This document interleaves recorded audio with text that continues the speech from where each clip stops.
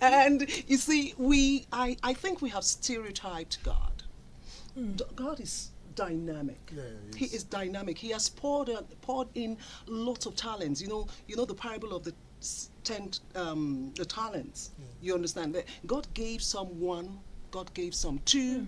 He gave somebody like me as much as what I'm, churning Okay, out. like is it Pastor Evangelist Chris Okotie?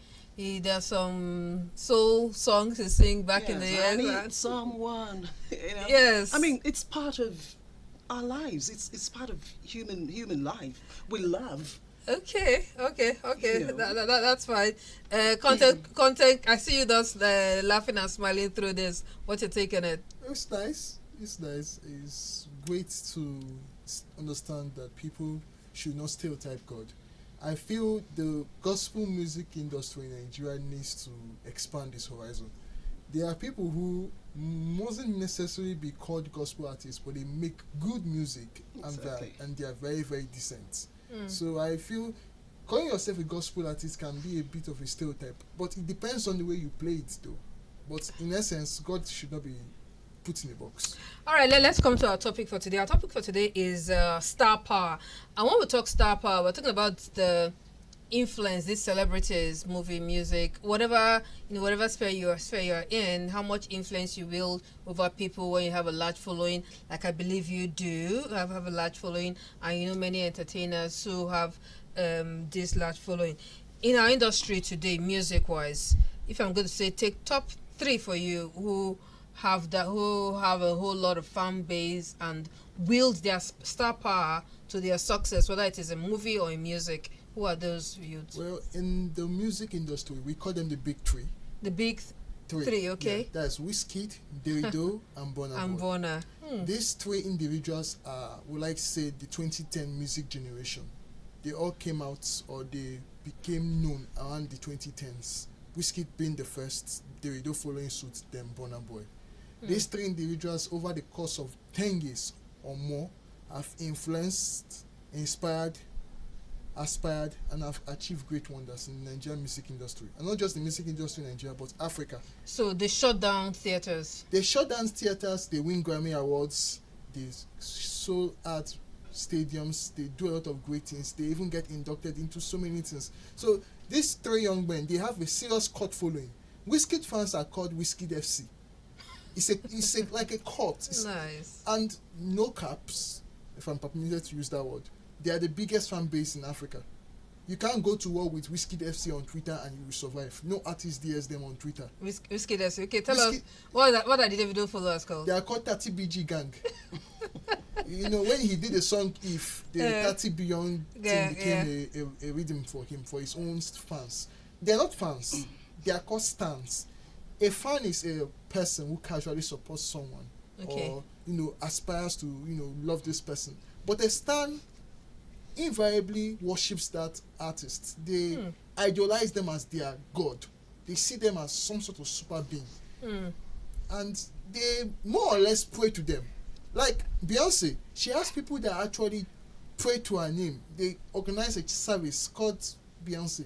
No way. I'm not joking. I'm not capping. They are ministers. They use Beyonce's song as a form of worship for her.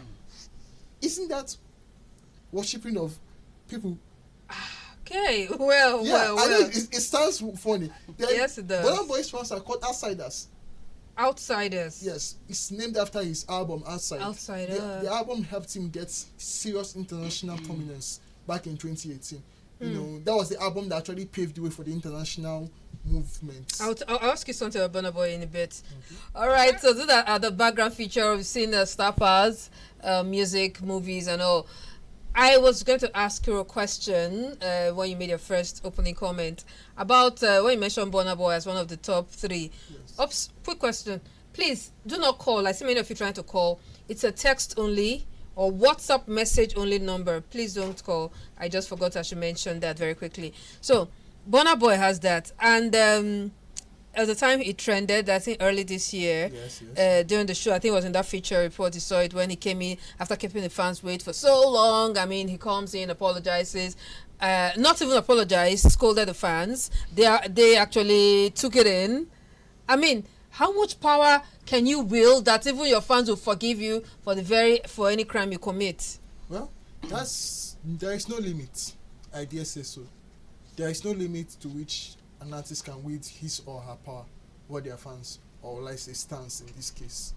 They are like gods in the eyes of their fans. They are untouchable, they are unstoppable, and they are impeccable and without sin. You wrote an article on this, right? Yes, I wrote an article on this. Quickly give us a brief on what your opinion was then. Basically, my opinion was that, in as much as this happened, it's not the first of its kind. I called it the audacity of Odogwu. That was the title of the article, the audacity of Odogwu. It's not the first time. He's just one of the many artists in Nigeria who are very, very, very lackadaisical towards their fans, especially at concerts. Yeah, okay. It's an endemic thing in the Nigerian music industry. Most artists, especially the A-listers, they always go late to their shows. It's constitutional. I think it's indiscipline. So they organize. Yeah, somehow the planners, they put them, even when not their show, they believe that we keep them very late so that the audience will wait. That is that part. But the issue is this: you are an artist. You're supposed to be professional.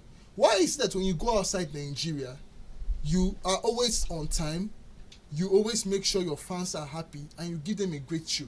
But you come back home, and the reverse is the case. You come in late, you don't apologize, you insult your fans. Darasymee, do you agree? Well, I tend to hear some of those things happen. When I go on set too, I see some persons come late to set, and I'm like, excuse me.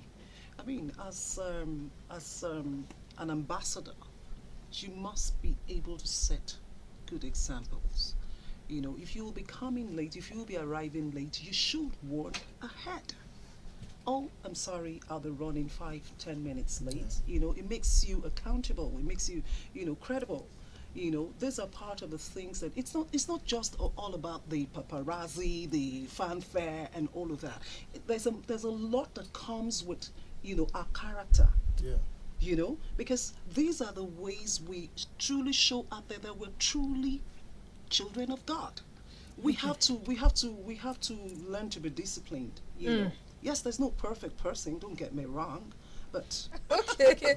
All right, Solomon. So I'm going to start with the Nigerian scene, then I take it to the foreign scene. We should be happy about one thing: the way our music is going. Our movies haven't gotten there yet, but we're happy for them. In terms of star power, I will give to Funke Akindele. She's really doing well. Her Booker Street is really doing wonders. It's doing a lot of numbers. You need to see. I'm guessing it's because of her influence. I may be wrong, but I'm pretty sure she's the one pushing that movie. She's basically the movie is good, but her being in that movie alone is the selling point. Okay. Then AY. I may have my reservations against him because I feel he can do better with his stories. He needs to work on his stories. Yeah, but he has great concepts. People go to watch because of him. Yes, but people go to watch because of him. Okay. Not because of the movie. Close. All right. So I'd like to have your last word and closing words very quickly. I'll start from you, Solomon. So basically, we are in a new era of what I call it the decline of movie stars. Yeah, it seems. Decline? Yeah, there's a decline in their bankability and their star power. All right. Right now, what sells is no longer the movie stars; it's the characters they play. Like a person taking on the Captain American character, he's not the star. Captain America is the star. Now, last year, Tom Cruise did a movie, Top Gun Maverick, the sequel to the first one he did in the 90s.